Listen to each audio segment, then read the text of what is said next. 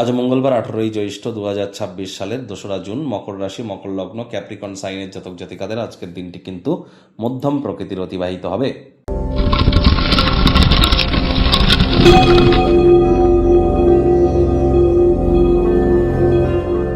ভিডিওটির শুরুতেই স্ক্রিনে আপনারা দেখতে পাচ্ছেন বৃহস্পতি গ্রহের বীজ মন্ত্র ওম গ্রাং গ্রিং গ্রং স গুরাবে নমঃ। সকাল দুপুর সন্ধ্যা বৃহস্পতির এই বীজ মন্ত্র আজ আপনারা 108 বার জপ করুন, উপকৃত হবেন। আর যারা জানেন গুরু প্রণাম মন্ত্র অর্থাৎ অখণ্ড মণ্ডলাকারং ব্যাপ্তং ইয়েন চরাচরম তৎপদং দর্শিতং ইয়েন তস্মাই শ্রী গুরবে নমঃ। গুরু ব্রহ্মা গুরু বিষ্ণু গুরুদেব মহেশ্বর গুরুরেব পরম ব্রহ্ম তস্মাই শ্রী গুরবে নমঃ। তারা এটিও জপ করতে পারেন। আর যারা দীক্ষিত আছেন খুব গুরু মন্ত্র জপ করুন।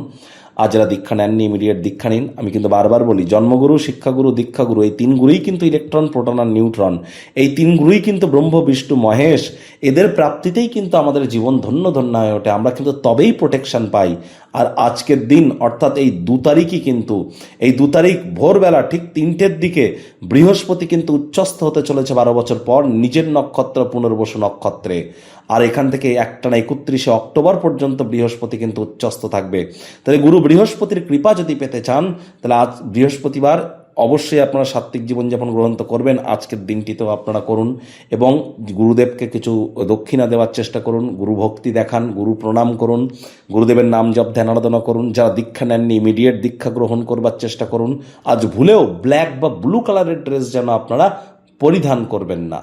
ভাগ্য মিটার আপনাদের বলছে 7/10। ভাগ্য আপনাদের অনুকূলেই থাকবে। অর্থগত ব্যাপারে আপনাদেরকে একটু সচেতন থাকতে হবে। কায়িক পরিশ্রম হলেও শরীর মনে সতেজতা এবং তরতাজাই আপনারা অনুভব করবেন। দীর্ঘদিনের পুরনো রোগ শোক অসুস্থতা থেকে আজ মুক্তি প্রাপ্তি করবার দিন, পরিত্রাণ প্রাপ্তি করবার দিন। অর্থগত ব্যাপারে ব্যয়বহুল একটি দিন, খরচ বাড়বে।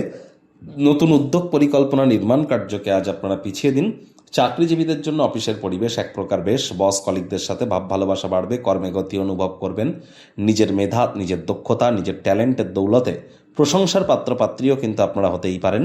রাজনীতিবিদ যারা আছেন জনসংযোগ বৃদ্ধি করুন। সমাজে আপনাদেরও পপুলারিটি নিশ্চিতভাবে বাড়বে। নতুন আইডিয়াসগুলি লাভদায়ক প্রমাণিত করতে চলেছে আপনাদেরকে। শিক্ষার্থী বিদ্যার্থীদের পড়াশোনায় মনোযোগ আরও বাড়তে চলেছে। উচ্চশিক্ষার জন্য যারা বিদেশ যাত্রার কথা ভাবছিলেন ভাগ্যদেবীও আজ আপনাদের পক্ষেই আছেন। সন্তান সন্ততি থেকে থাকলে তাদেরকে ভালোবাসার অস্ত্রের দ্বারা উৎসাহিত করুন। হাউস ওয়াইফ যারা আছেন গৃহের কর্ম যত দ্রুত শুরু করবেন সেটি আপনাদের ক্ষেত্রে বেটার। প্রেমিক প্রেমিকা স্বামী স্ত্রী না ভাব ভালোবাসা রোম্যান্স না তর্ক বিতর্ক অশান্তি কোনোটাতেই বাড়াবাড়ি যেন করবেন না।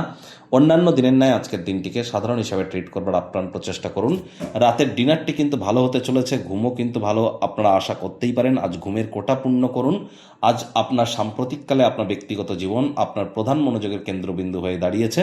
সমাজসেবায় মন দিন। যারা দান ধ্যান করেন তাদের ক্ষেত্রে কিন্তু এই সময়টি একটু হলেও বেটার পরিগণিত হবে। গৃহের পরিবেশ শান্তিপূর্ণই পরিগণিত হচ্ছে।